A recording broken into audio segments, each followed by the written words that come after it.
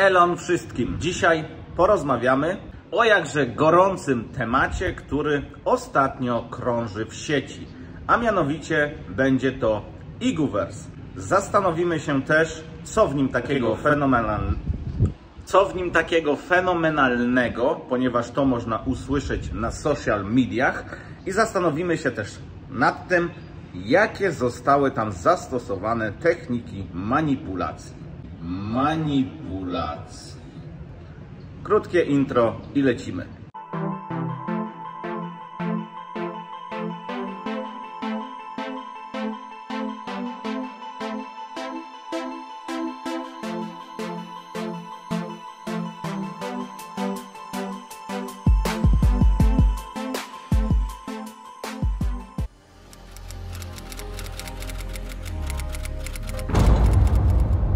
Oczywiście cały wpis na temat Iguverse i to, co myślę, znajdziecie na mojej stronie www.marekporwol.pl. Zachęcam Was, aby wejść sobie na bloga i na spokojnie to wszystko przeczytać, aczkolwiek dzisiaj omówimy to tak troszkę z mojej perspektywy. Nawiążemy tutaj do punktów, które są wypisane właśnie w tym artykule i pomyślimy, co tak naprawdę lub czym tak naprawdę jest ten Iguverse.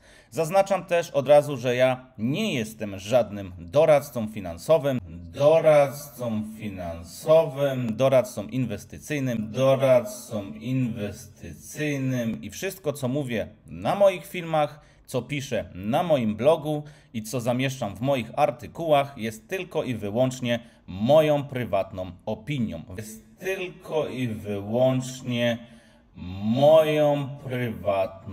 opinią. Wy się z nią możecie zgadzać, nie musicie się z nią zgadzać, a na pewno powinniście zrobić swój własny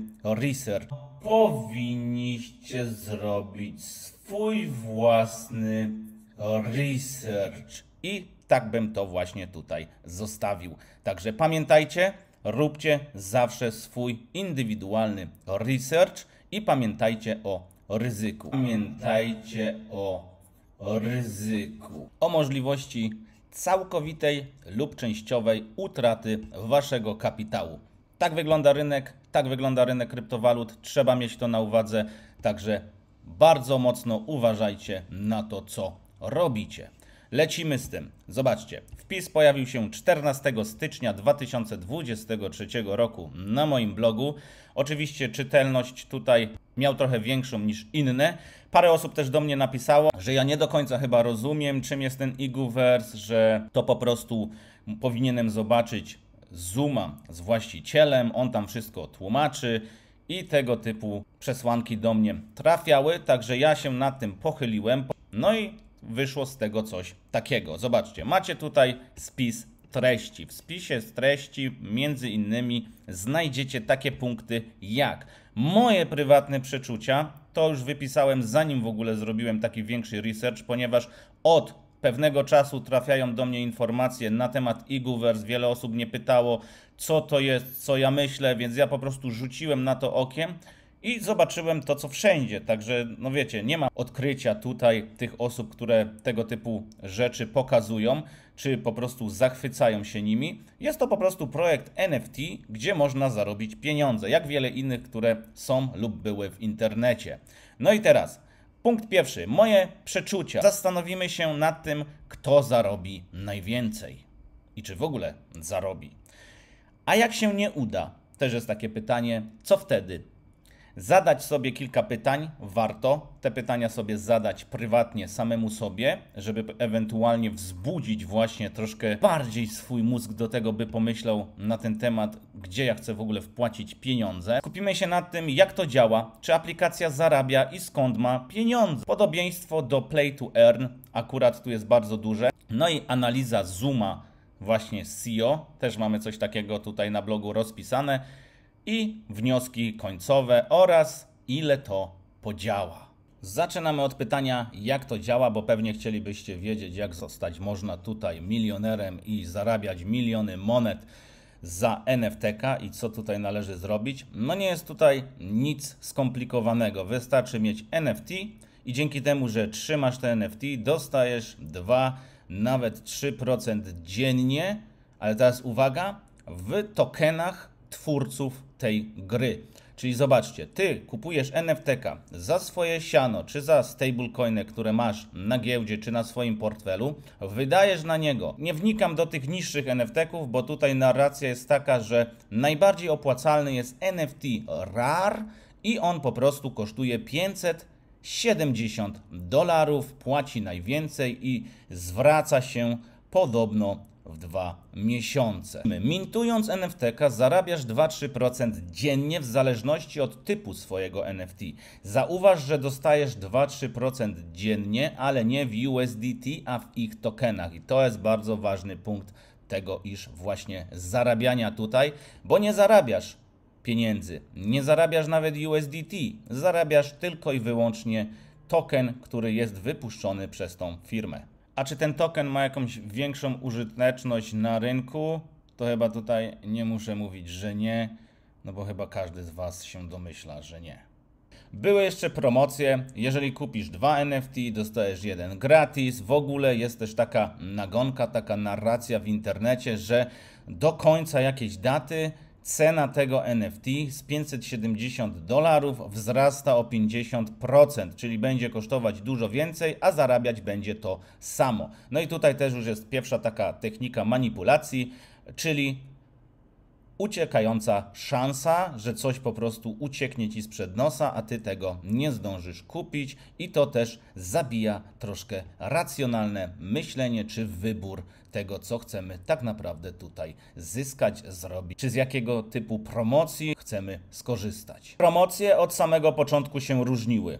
Zależało to u kogo i gdzie się zarejestrujesz. Raz to były jakieś rabaty, raz to były jakieś darmowe NFT-ki. Finalnie kończy się na tym, że można też jeszcze zdobyć, było lub jeszcze można, nie wiem, konto liderskie. No i na tym koncie liderskim można zarabiać tam chyba, zaznaczam chyba, bo nie jestem tutaj pewny, różne wersje tego słyszałem, ale do 15 lub 20% z właśnie zakupów swoich poleconych plus 2% z całego obrotu na tej platformie, czyli 2% też z tego, co zarabiają Twoi poleceni właśnie z tych swoich NFT.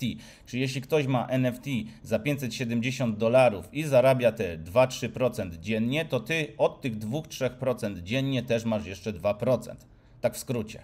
Aby tutaj zarabiać, trzeba oczywiście wykonywać niektóre zadania. Wszystkie wcześniejsze projekty Play to Earn właśnie miały na celu to, by wzbudzić na ludziach to, by oni chcieli coś z sobą zrobić. Tu akurat mamy zwierzątka i powinniśmy je karmić, wyprowadzać na spacer i dzielić się tą informacją na social mediach, żeby wszyscy właśnie o tym wiedzieli, że mamy takie zwierzątko, wyprowadzamy go na spacer i zarabiamy dzięki temu pieniądze. Póki co na Facebooku nie ma udostępnień, nie zalicza tego, także na Facebooku mogliście nie słyszeć, że coś takiego się pojawiło. Najwięcej tego jest na TikToku, a później na Instagramie. Z tego co jeszcze wiem, jest tam przejście gry, czyli też trzeba zagrać w grę i mieć dość dobry wynik, żeby zadanie zostało zaliczone. Także mi tutaj zapala się już czerwona lampka, o tym też porozmawiamy troszkę później. Nie wszyscy jednak będą chcieli tutaj siedzieć nad tym i wykonywać te zadania lub ewentualnie się im to znudzi. Także wiele ludzi to po prostu odpuści, wpłaci tam swoje pieniądze, kupi sobie tego zwierzaka, odpuści, zwierzak albo umrze, zdechnie lub nie wiem jak to w ogóle nazwać, przestanie płacić, albo po prostu oni odpuszczą to i stwierdzą, że to nie dla nich. I też myślę, że tutaj twórcom gry też po części o to chodzi, żeby ludzie odpuścili, no bo finalnie nie zabiorą z powrotem nic. Ani swoich pieniędzy, które zapłacili za tego zwierzaka, ani tokenów, które ten zwierzak generuje i które można sprzedać na rynku. Podstawowy plan marketingowy nie jest w ogóle atrakcyjny dla osób, czyli jeżeli jesteś zwykłym graczem, nie naganiaczem, marketerem, no to tutaj niestety zarobisz tylko i wyłącznie 2%. Jak widać, konta liderskie zostały stworzone dla liderów, dla tych osób, które tworzą społeczności.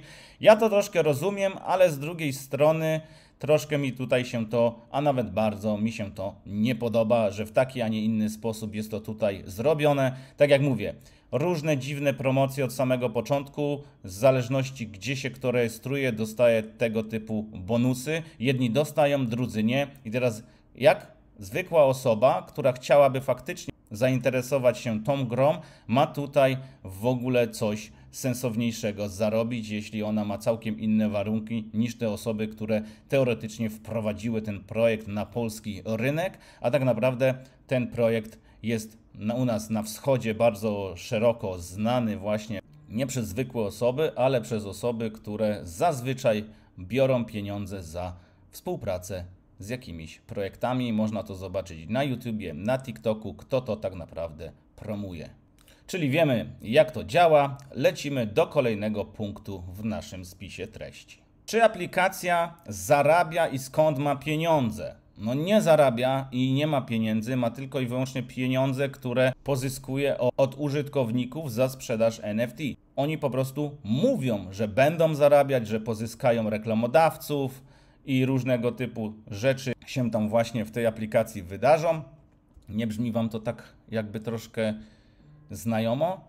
Podobieństwo do Play to Earn. Tak jak wiecie, większość Play to Earn można było w dużej części potraktować jak kasyno, czyli wrzucasz tam siano, grasz sobie w gierkę, no i pytanie, czy to mi się w ogóle opłaci. Ja bym tego nie traktował jako pewnik, no bo idąc do kasyna, grając w gry, wrzucasz siano i tak naprawdę nie wiesz, czy ci passa sprzyja, czy może od razu przewalisz wszystko w kasynie. Było już sporo aplikacji Play to Earn, różnych takich właśnie zabaw, gier i wiemy, jak one się skończyły. Sporo projektów, które były fenomenalne, miały fundamenty, miały fajny backstage, tak naprawdę nie dowiozło tego na rynek, co miało dowieść i skończyło się jak zawsze, czyli jedną wielką klapą. W dużej części jest to oczywiście spychane na to, że rynek kryptowalut zaczął spadać, że Bitcoin zaczął tracić na wartości, no i wiele z tych projektów nie wyszło lub po prostu nie dowiozło tego, co miało dowieść. Ale czy to tak naprawdę kurs kryptowalut jest nam potrzebny do tego, żeby grać? Wcześniej gry mi się kojarzyły z całkiem czymś innym, niekoniecznie właśnie z tym, że ja sobie jakieś kryptowaluty zarabiam. Często jeżeli gramy w jakieś gry i są itemsy w grach, no to one nie są uzależnione od kursu walut na giełdzie kryptowalut, czy od kursu jakiegoś tokenu. Także to też mi się tutaj nie podoba, bo jeśli ja bym na przykład zarabiał USDC lub coś stabilnego, to jeszcze tutaj bym się zastanowił, czy ma to szansę przetrwać. Ale jeśli ja zarabiam token, który może zostać zglebowany z różnych powodów, no to tutaj też zapala mi się czerwona lampka. Pytanie jeszcze, czy na przykład w tych projektach Play to Earn nie było to na rękę twórcom, że ten rynek właśnie spadł i ludzie nie są w stanie wyjąć pieniędzy, które tam nawet wpłacili. Już nie chodzi nawet o inwestowanie, ale o grywalność. Pewnie jeszcze wiele osób napisze mi tutaj w komentarzach, że ja się skupiam tylko na negatywach, a nie na pozytywnych aspektach tej gry.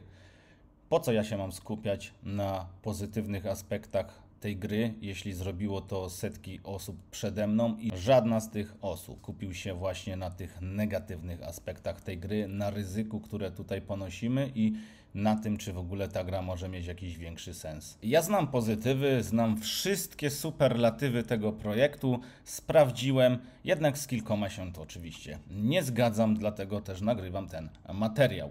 Przejdźmy teraz do moich przeczuć i potem omówimy resztę punktów po kolei. Moje przeczucia. Nie wiem, czy widzieliście.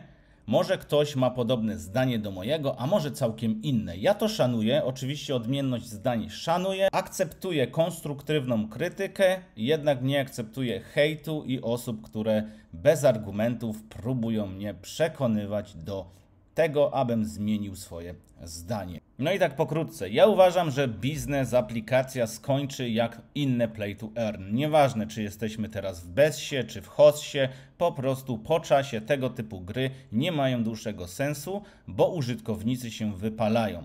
Gra też jest stworzona w taki sposób, że coraz trudniej jest tam wykonywać na przykład jakieś zadania, zajmuje nam to coraz więcej czasu i sporo osób po prostu to odpuści. Aplikacja może wydawać się ciekawa i też fajnie wygląda graficznie, fajnie to w ogóle zrobione jest, tutaj nie mam zastrzeżeń, jednak jest reklamowana jako Socialize to Earn. Co to w ogóle jest Socialize to Earn? Rozumiem Play to Earn, rozumiem tutaj Move to Earn, teraz to jest aplikacja jako fenomenalna reklamowana Socialize to Earn, Czyli co, socjalizację ze zwierzętami. W ogóle jeszcze widziałem gdzieś taką reklamę, że część tych zarobków idzie właśnie na zwierzęta, czy tam na jakieś schroniska zwierząt. Czyli tutaj kolejna manipulacja, nic innego jak uderzenie w emocji ludzi i w empatię tych ludzi. Rozumiem też, że świat gamingu może nas zaskakiwać, będą się pojawiać coraz to nowsze rzeczy i rozwiązania, jednak nikt nie wmówi mi, że ja mogę zacząć w coś grać i stworzę sobie całkowicie niezależny ode mnie pasywny dochód, który będzie trwał wiecznie.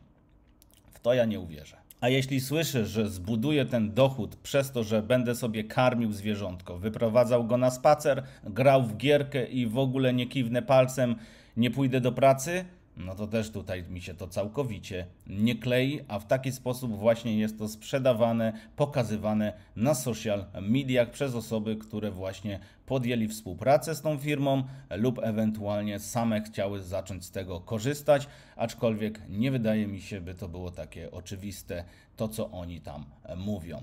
Widziałem zarówno na TikToku, jak i na Instagramie, że aplikacje reklamują celebryci, czyli z mojej perspektywy są to osoby, które za bardzo nie mają pojęcia, czym są kryptowaluty, a na pewno ich wiedza jest w tym bardzo skromna. I dodatkowo, z tego co jeszcze zauważyłem, wjeżdżają ludziom na ambicje i mówią im, że jesteś taki, sraki i owaki, że ja sobie mam zwierzątko, zarabiam sobie 500 dolców miesięcznie, nawet nie miesięcznie, a dziennie, bo takie też reklamy tego typu promowanie tej aplikacji widziałem, a ty jesteś nic więcej jak loser, nieudacznik, bo nie zarabiasz w ten sam sposób, jaki zarabiam ja. No i tu kolejna metoda manipulacji, czyli też wjechanie ludziom na ambicje, uderzenie w ich słabe punkty, bo dodatkowo wiemy, że ostatnie 2 lata nie są lekkie, a dla wielu osób są bardzo ciężkie, także te osoby też szukają różnych możliwości, a tutaj mogą po prostu wpaść w pułapkę czegoś, czego nie rozumieją, a dodatkowo przez to mogą stracić czas, pieniądze, no i oczywiście znajomych. Wiele osób tych celebrytów ogląda, więc wiele też nieświadomych osób wejdzie tutaj właśnie do tej gry, ale oni nie mają zielonego pojęcia, co tam jest w backstage'u, czym są kryptowaluty i z czym to tak naprawdę się je. No i tak jak tu widzicie, fakt. Filmy, stories, TikToki, promocja tego projektu to głównie pokazanie ludziom, jacy są beznadziejni i wmówienie im, że są nieudacznikami. Takie jest moje odczucie. Nie, że to trafia do mnie, bo ja jestem nieudacznikiem, aczkolwiek wiem, jak mogą się zwykli kowalscy tutaj poczuć, bo też parę osób do mnie napisało, czy to w ogóle jest realne, aby tak zacząć zarabiać pieniądze. Wcześniej wspomniałem, pokazanie im, jak w prosty sposób można sobie żyć z karmienia zwierzątka, że oni są głupi, bo ty tam po drugiej stronie nie masz takiego zwierzątka i nie karmisz tego zwierzątka i nie masz 2000 miesięcznie, a ja mam.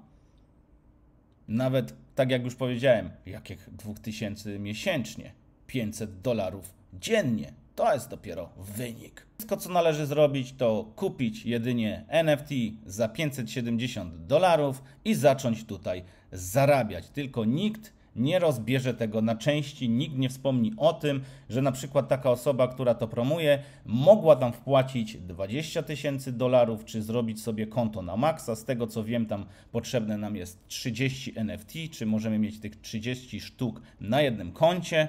I teraz prosty rachunek, 30 razy $570 daje nam $17 100 i teraz 2-3% dziennie, czyli dajmy te 2,5% średnio dziennie, daje nam właśnie $427 dziennie.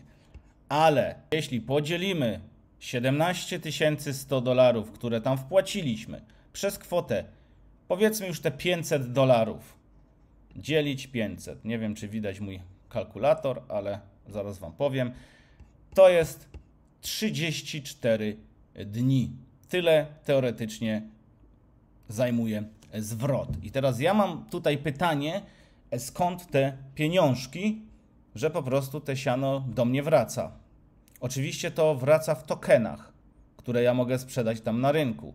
I teraz jak myślicie, jeśli wszyscy, którzy wpłacili tutaj pieniądze, kupili sobie NFT i zostali tylko i wyłącznie zwabieni zyskiem, a nie grywalnością tej gry i użytecznością, na co oni liczą?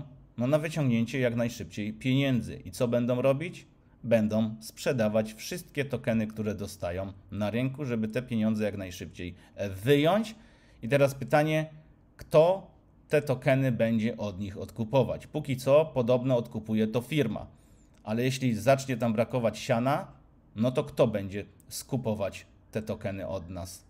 Jeśli w tym momencie siano pochodzi tylko i wyłącznie z nowych osób, które kupują NFT, firma skupuje te ich tokeny, które rozdaje użytkownikom za te pieniądze, no to dla mnie kwestia czasu i aplikacja po prostu zacznie mieć czkawkę. Z drugiej strony pierwsza narracja, gdy to pojawiło się w Polsce, no to kup jak najszybciej jeden lub kilka, a najlepiej kilka NFT-ków, bo one zdrożeją.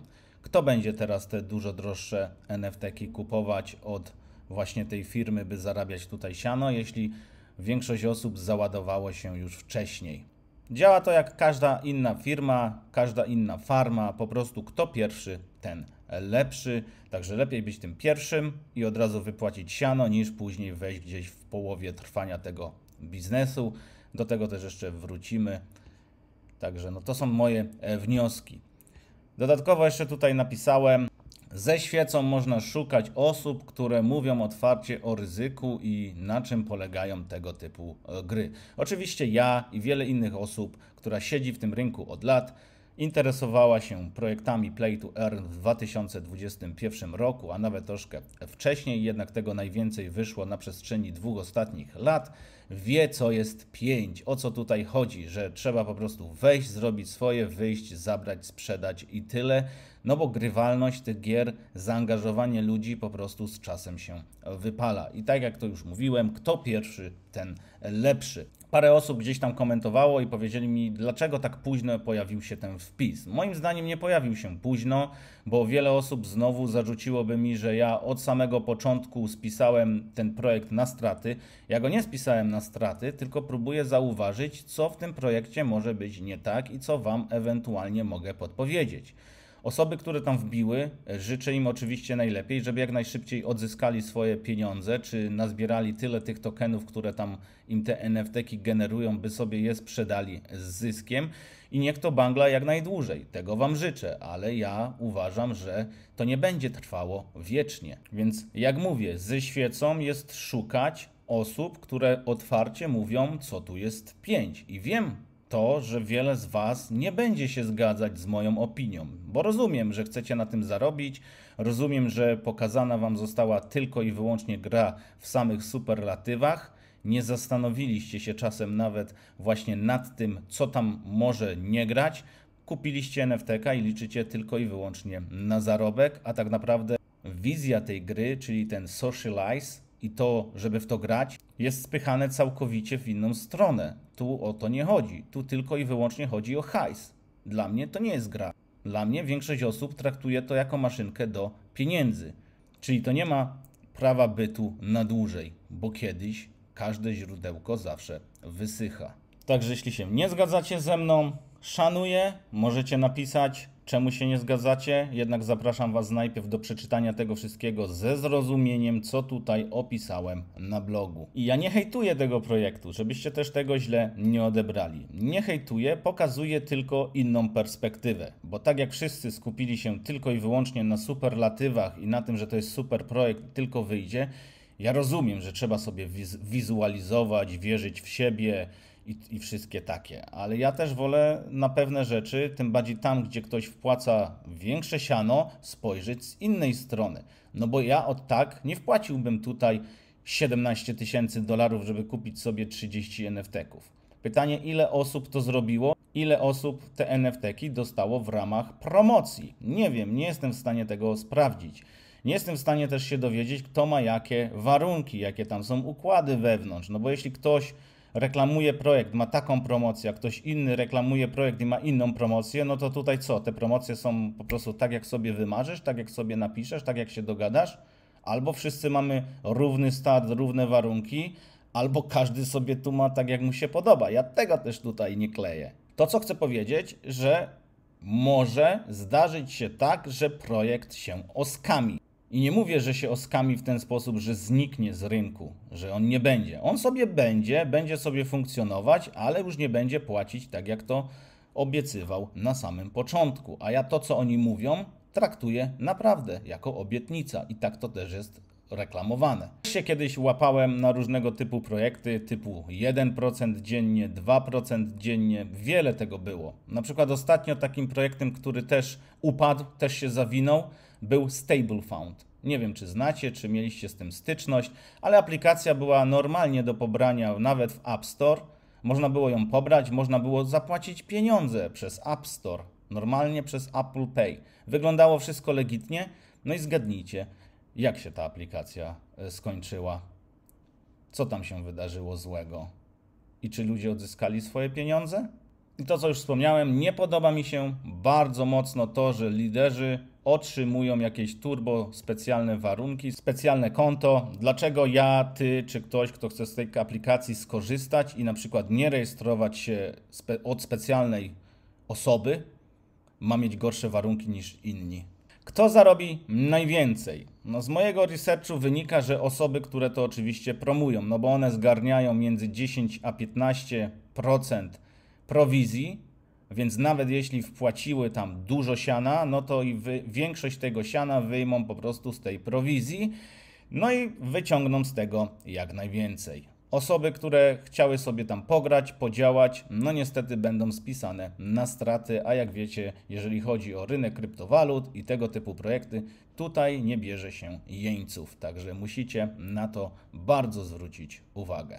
Ktoś też powie, że ze mnie jest turbo hipokryta, że też różne rzeczy robiłem. Jasne, robiłem, wiele razy korzystam z tego typu rzeczy, ale zaznaczam, ja wiem, co jest pięć i dawno rozumiem, że wszystkie pieniądze, które wpłacam, nieważne czy to jakiś projekt, czy kryptowaluty, ryzykuję ich 100%. Ja rozumiem, że ktoś może mieć $500, wrzucić sobie w NFT-ka i może to stracić. Ale nie rozumiem osób, które pokazując, że wpłaciły tam $17 000, mówią komuś wpłać tyle, ile możesz stracić. Nie do końca mi się wydaje, że te osoby mogą stracić tak duże pieniądze, chyba że są tak turbo zamożni. Dodam jeszcze to, że wszyscy po trochu jednak jesteśmy hipokrytami, tak jak ja, tak i wy. Często korzystamy z tego typu projektów, liczymy tylko i wyłącznie na zarobek, tylko pytanie jest takie, na ile ty czy ja poinformujesz osoby, które są tego typu rzeczami zainteresowane i czy w ogóle to chcesz pokazać, o ryzyku, o tym, jaki plan tutaj obrać i tak naprawdę co trzeba zrobić, żeby wyjąć stąd jak najwięcej i jak najszybciej. Ponieważ, tak jak już nieraz gdzieś pisałem, tego typu projekty są niczym innym jak wyścigiem szczurów. A jak się nie uda, no to co wtedy? No to wtedy się nie uda. No, proste, nie? Jak coś nie pyknie tej firmie, to z mojej perspektywy wszystko zostanie zepchane na rynek kryptowalut, na ten zły rynek, który zabiera ludziom pieniądze, że po prostu to się nie udało. Ja od razu mogę powiedzieć, że w dłuższej perspektywie projekt raczej nie ma możliwości przeżycia tutaj. Oczywiście tak długo jak on będzie napędzany i pchany do przodu, to będzie fajnie, ale jeżeli dostanie czkawki, siano się skończy, no to zarabianie tutaj też się skończy. To jest oczywiście moja i tylko moja prywatna opinia. Dodatkowo widzimy to i nikt się z tym nie ukrywa, że tokeny, które dostajemy za te NFT, powiedzmy, że to jest stejkowanie NFT i do tego, żeby dostać tą nagrodę dzienną za stejkowanie, trzeba wykonać zadania, od razu są sprzedawane, czyli od razu jest to gonione na rynek i tak się zastanawiam, no to jeśli token nie ma żadnej użyteczności i jest mówione, że firma to skupuje, no to po co w firmie ten token? Po co skupować jej z powrotem ten token? Nie rozumiem. Nie wiem, czy kleicie. Po co firmie skupować token, który sam wypuściła? Może ja czegoś nie wiem, może gdzieś na coś nie spojrzałem, ale ja nie rozumiem użyteczności tych tokenów, które są tutaj w grze. Nie widzę tutaj większego, dłuższego sensu.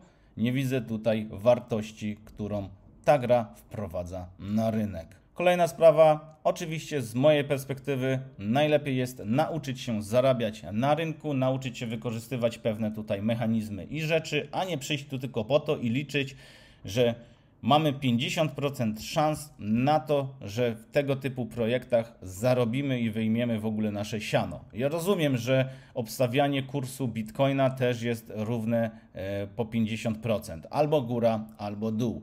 Tylko że często ty wiesz, czym są kryptowaluty i z czym się to je, a osoby trafiające do tego typu gier nie mają zielonego pojęcia o tym i tylko siedzą i myślą, kiedy wyciągnę swoje pieniądze. A jeśli coś nie wyjdzie, no to zostanie im sprzedana narracja, że to wszystko przez rynek kryptowalut, przez spadającego Bitcoina, przez spadający kurs ich kryptowaluty, która jest taka fajna, po prostu nie jesteś w stanie wypłacić lub sprzedać tej kryptowaluty, by wypłacić swoje stablecoiny, czy to, co tam wpłaciłeś. Jeśli już w ogóle pakujemy się w tego typu rzeczy, czy shitcoiny, czy tego typu projekty, odłożyłbym na bok myślenie życzeniowe. Czyli patrzył realnie, co tu się dzieje, co można zrobić, a nie życzeniowo zrobił w ten sposób, że no, jak ja będę miał tyle i tyle NFT-ków, one będą mi tyle i tyle generować, to ja będę tyle i tyle zarabiać. W ten sposób też to jest reklamowane. Z mojej perspektywy jest to też manipulacja. I tak jak już wspomniałem, mi się wydaje, że za tym projektem nie stoi nic sensownego, tylko jest wyłącznym skokiem na kasę, cash grabem. Chciałbym się mylić, zobaczymy, co czas tutaj pokaże. Zadaj sobie kilka pytań. Zadaj sobie pytanie, czy to twoja pierwsza taka aplikacja lub biznes, czy już wcześniej miałeś z tego typu rzeczami styczność i jak to się skończyło. Mamy tutaj StableFound. Tu tak samo wam opowiedziałem historię tego. Wszystko wyglądało fajnie, było wszystko w sklepie jednym i drugim, ale nikt za bardzo też takiej narracji na to nie napychał, że no jesteśmy aplikacją numer 1 w sklepie. Zobaczcie, mamy dostęp do App Store. To w ogóle w żadnym stopniu nie przemawia do mnie za legitymnością danej aplikacji. Tym bardziej projekty, które gdzieś tam kiedyś wchodziły na giełdę kilka lat temu, jeśli dostawały się na Binance, to było wyznacznikiem renomy. Fajnie, bo to się dostało na Binance. Dzisiaj, jak spojrzymy na to troszkę szerzej, nieważne czy to jest Binance, MEX, BitGet, czy Bybit, czy jakakolwiek inna znana giełda, oni po prostu listują projekty i tyle. Nie zastanawiają się jakoś głębiej nad tym, czy dany projekt może oskamić ludzi, czy też nie. Pytanie też, czy wierzysz we wszystko, co lider lub CEO danego projektu ci powiedział. Z tego, co mi życie pokazało, no to nie możesz wierzyć w 100% CEO, nie możesz wierzyć w 100% twórcom danego projektu, bo tak naprawdę nie wiesz, co siedzi w ich głowach. I liderzy wiedzą tylko i wyłącznie to, co im ta osoba przekaże, powie i z mojej perspektywy oni też nie są w 100% pewni tego, co po prostu zostało im przekazane. No i tak już kończąc tutaj, analiza Zoom z CEO, czyli spotkania z CEO projektu. Po przeanalizowaniu Zooma z twórcą gdzieś tam przebiło mi się AMA plus to, co udało mi się gdzieś wyczytać. Powiem tak, więcej czerwonych flag niż szansy na sukces. Według mnie, owszem, można i na tym zarobić, ale tu będzie kto pierwszy zarobi, ten zyska. Czyli tak jak mówiłem, kto pierwszy, ten lepszy. Kilka punktów, które mi się tutaj nie kleją. Pieniądze dopiero mają napływać po przekroczeniu progu 1 miliona pobrań od rzekomych reklamodawców. Jeszcze ich póki co nie ma. Wrzucanie postów z linkiem do apki jest promowane jak coś mega innowacyjnego i co spowoduje, że ta aplikacja będzie topem na długi czas. Przynajmniej tak jest mówione według liderów, co mi nie do końca jednak się wydaje, żeby tak było, ponieważ wrzucanie linku, wrzucanie aplikacji, pokazywanie tego tylko i wyłącznie w superlatywach, no tak nie robi się biznesu. 2. Dostali finansowanie na start według twórcy, jak dobrze pamiętam, i między innymi z tego idzie na wypłaty, pomijając stworzenie aplikacji i pewnie opłacenie liderów do promowania. Tak ja to rozumiem, czyli część tej kasy, której niby dostali, zostało to wydane na ten projekt, no i oczywiście część z tych pieniędzy jest wykorzystywana na skup tych tokenów, które dostają ludzie i które sprzedają. Tak jak już wspomniałem wcześniej, ja nie wiem po co skupować przez twórców tego projektu ich własny wygenerowany token. Co oni z tym mają zamiar robić? Nie wiem, nie wnikam. Tokeny IGUP, w których się zarabia, są mega inflacyjne i to, tak jak już Wam mówiłem, są cały czas zrzucane na rynek i ja nie wiem, kto trzyma tą cenę. Nie ma określonej podaży, są po prostu wybijane w ramach naliczeń. Do tego nie ma jasnych zasad naliczeń, czy to ilość tokenów przypisana do wartości stabli się zmieni, czy sztucznie wykreowana wartość tokena będzie podawać mniejszą wartość zarobków. Nowy token IGU będzie miał określoną podaż. 4. Po uzyskaniu finansowania od zewnętrznych firm ma powstać pool na wypłaty. Także teraz możecie się domyślić, skąd są aktualne wypłaty, jeśli takiego poolu jeszcze nie ma. Czyli co? Firma póki co nie zarabia. Brak jasnej tokenomii i tego, jak to ma działać. Brak wyjaśnień od twórcy na ten temat. Informacje o zapobieganiu inflacyjności chociażby przez spalanie. Tylko pobieżne, coś tam będzie spalane, coś nie, ale do końca nie wiadomo, jak to ma tutaj działać. Brak jakiejkolwiek użyteczności tokena. Już tam kiedyś na starcie wysypała się aplikacja, część ludzi dostała więcej naliczeń, jeśli to skeszowali, to później salda mieli ujemne. Nienaliczane były nagrody, w przypadku przesłania tokena na inny portfel kończyło się to banem. 9. System referencyjny jest 2% dla zwykłych osób. Jeśli chodzi właśnie o liderów, jest to 10 do 15%. Zwierzak będzie umierał, czyli wychodzi na to, że ten zwierzak nie będzie nam dożywotnio generował tych tokenów IGUP, które my sprzedajemy, więc trzeba jakoś przy zdrowiu i życiu tego zwierzaka utrzymać, co wydaje mi się z czasem będzie coraz trudniejsze. Jeszcze na początku było mówione, że po prostu w 60 dni wyciągamy swoje siano, a zwierzak niby może umrzeć po 80 dniach. Jeśli ktoś wie trochę więcej na ten temat, napiszcie tam w komentarzach.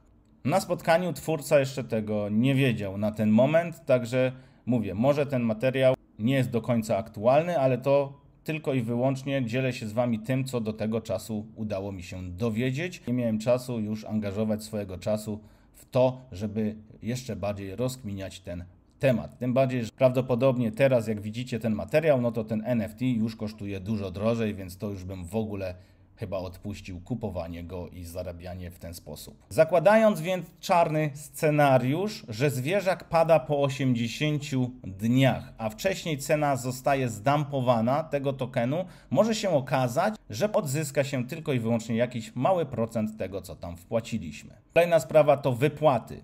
Wypłaty przez pierwsze 5 dni jest to 50% tego, co zarabiamy, bo 50% idzie na utrzymanie zwierzaka. Tu też jest jakiś mechanizm, że z czasem wielkość tych wypłacanych tokenów, ilość procentowo do kosztu tego NFT rośnie. No i na koniec ogólnie zarobią ludzie, którzy wejdą na samym początku i są na samej górze, czyli po prostu jak najwcześniej tam wbili i ewentualnie pokazują to dalej. Reszta, jeśli uda się im wyjąć, no to muszą zrobić to w porę i na czas. Wnioski końcowe. Reasumując, działa i płaci, jest fajnie. Wiele było takich rzeczy, które działały i płaciły i były fajne.